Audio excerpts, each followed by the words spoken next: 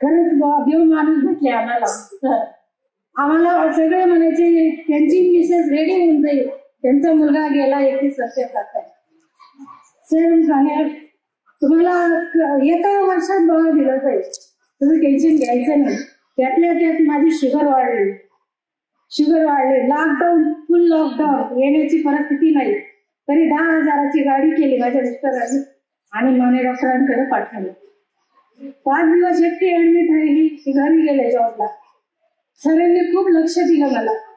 माझ्या आई वडील कोणी सुगत नव्हतं, मला एकटी राहिलेली दवाखान्यात. सगळ्यांनी माझं सहकार्य केलं. आज मला एक मुलगी, 2 मुली, मोठी मुलगी आहे, ती जॉबला लागली.